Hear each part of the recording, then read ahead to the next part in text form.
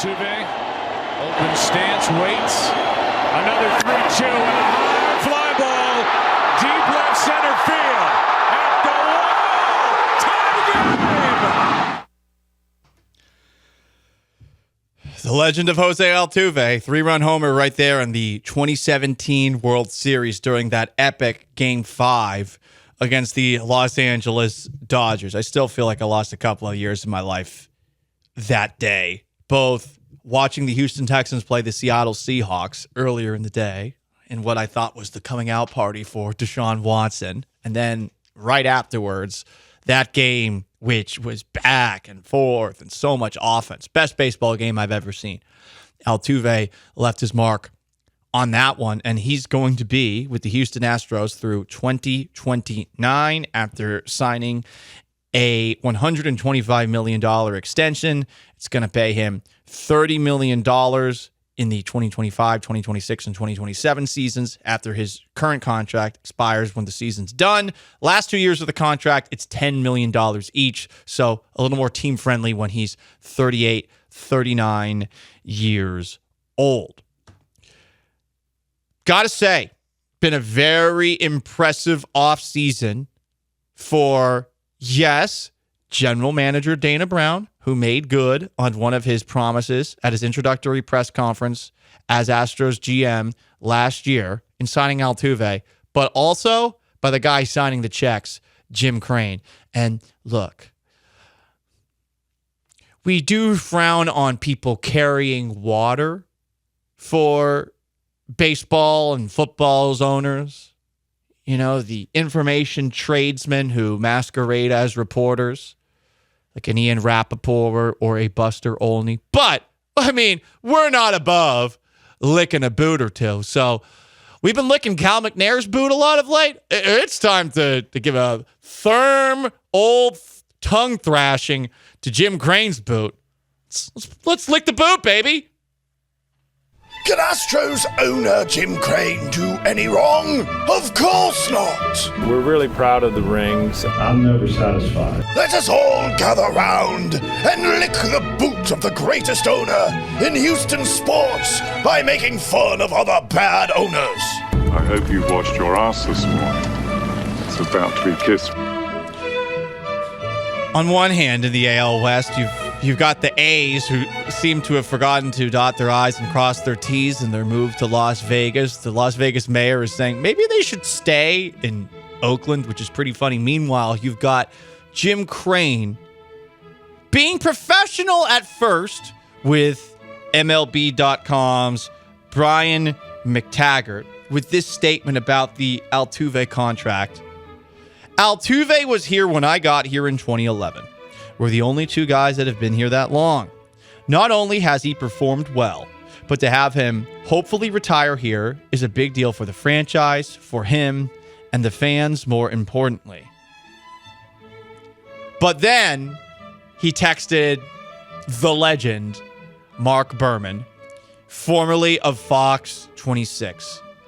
Did you see what he texted to Berman? I mean, this is a plopping it all on the table kind of moment. Packing Drake-sized things, saying, quote, "While I'm here, the window will never close." Oh my God, what a line. And it does have, I think, any Astros fan wondering what it means for Astros contracts going forward. Because the other pressing contract for the Astros is that of Alex Bregman. Bregman turns 30 in July. His contract expires at the end of the year. Today, at Jose Altuve's contract announcing press conference, we got a couple of comments from GM Dana Brown about Bregman's future, and from Scott Boras as well. Said Boras, they've talked, he and Dana Brown, about an extension for Bregman. There's no timeline. Boras said that the Astros, he's open to listening to whatever they have to say. But Boras also said this: Jose did somewhat of a bridge contract because of the first contract he signed. In Alex's case, he's in more of a normal free agency dynamic than you would see age-wise. Obviously, that has more impact. So, Boris is going to ask for the world to extend Alex Bregman. Understandably so. So what does that Jim Crane quote mean? While I'm here, the window will never close. How about that extremely hard-o statement, probably said while putting on his Division III Letterman jacket? Because he did pitch. I give credit to anybody who pitched at the college level, no matter the level. Jock Jim Crane saying, while I'm here, the window will never close. If that's true, that means that they're also going to give Alex Bregman some sort of an extension. You would think. Is that realistic? Probably not, just given the Astros track record in all years other than this one. Because I can't remember the last time that they spent this much money in one off season. Maybe when they gave Altuve and Bregman the extensions were around the same time. But giving Josh Hader that deal, bringing back Jose Altuve, I mean, we're talking north of $200 million total future dollars. So is this money also going to be thrown potentially at Alex Bregman?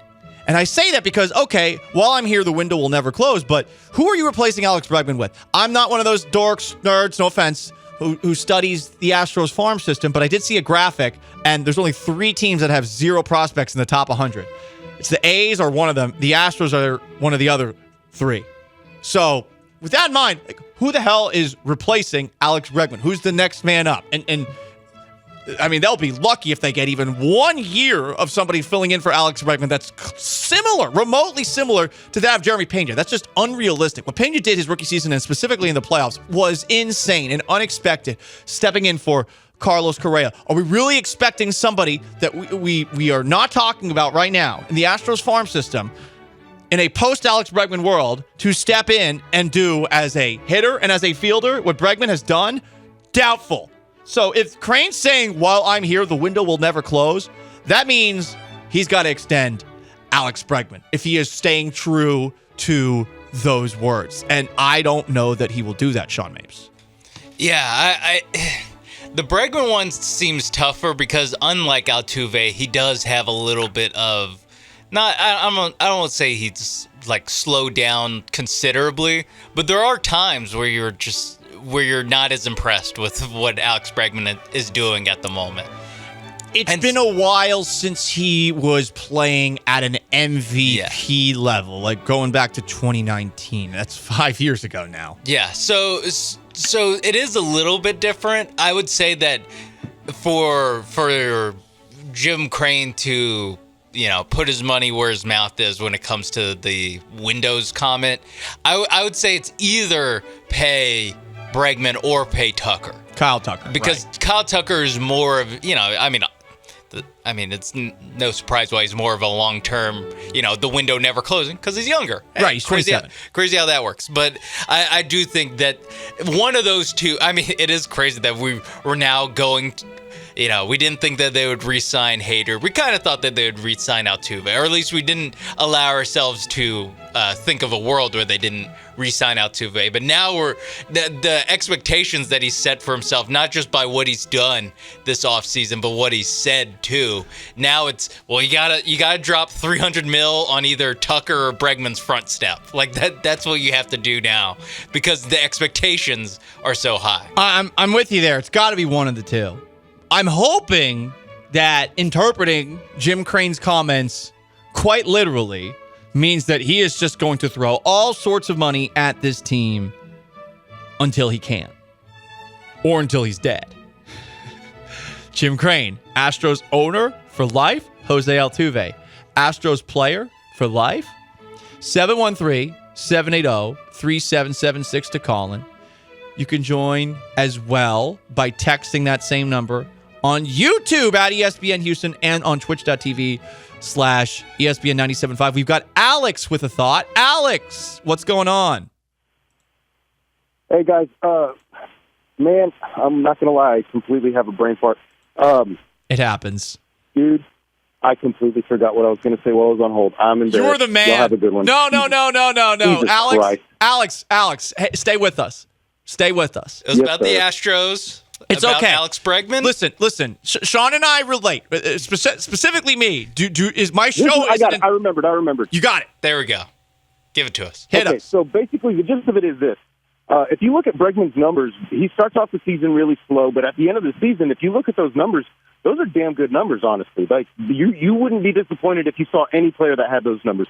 And alarmingly, kind of Jose Abreu was kind of close to that as well. Like his he didn't do great, and then somehow he ends up with these numbers that are like acceptable. These are passing grades. And I started thinking, if Bregman spread those numbers out over the season rather than kind of like accumulating them all towards the end of the season or the second half or later in the season rather, is that better or is that worse? Are you if you guys going to get 90 hits or 90 RBI, is it better for him to get 45 and 45, or is it better to get 90 all at once? Like what's more detrimental? What's better? It's an interesting question. I think that it's better for him to do it all at the end. I think spreading it out, I mean, is what you would like. But if he's spreading it out, you're assuming he's just going to have better numbers as a whole. I would much rather Bregman struggle at the beginning of the year and finish the year strong, or Jose Abreu struggle at the beginning of the year and finish the year strong, because really what matters in Houston is what you do in the postseason. And both of those two guys delivered in the playoffs. It was not Alex Bregman, Jose Altuve, Jose Abreu, or Yordan Alvarez's fault that the Astros season came to an end early. Those four bats delivered. Yeah. The rest, Kyle Tucker, one of them, did not. And that's where it gets a little tricky too with Tucker's younger. And if you have to make a pick between Tucker and Bregman, who are you picking? Because Bregman is a little bit older, but Bregman's playing a corner infield position. I think he's a very good defender. I think he's a very good hitter. He's clearly a big voice in this clubhouse, where Kyle Tucker has had brief moments of the postseason where he's played well. He had the catch. He had the home run against the Phillies. But he's also, from a hitting perspective, specifically this last postseason, had really rough stretches. And I suppose the real question is, do you believe in this idea of clutch? Because if you believe in the idea of clutch, you're keeping Bregman over Tucker.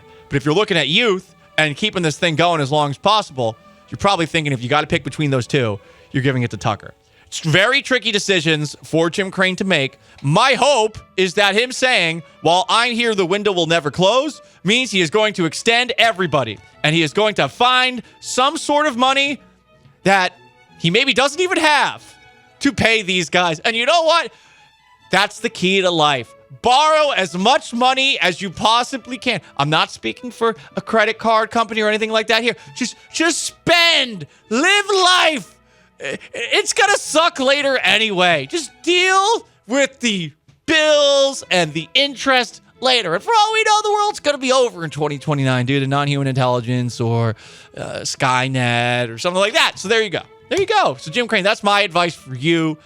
We are both moguls of media. That's me. Moguls of baseball and industry. That's you. And I hope you listen to me, because I think I can offer you some tidbits, some food for thought. Live by Radio Row in a non-handicapped stall in Las Vegas.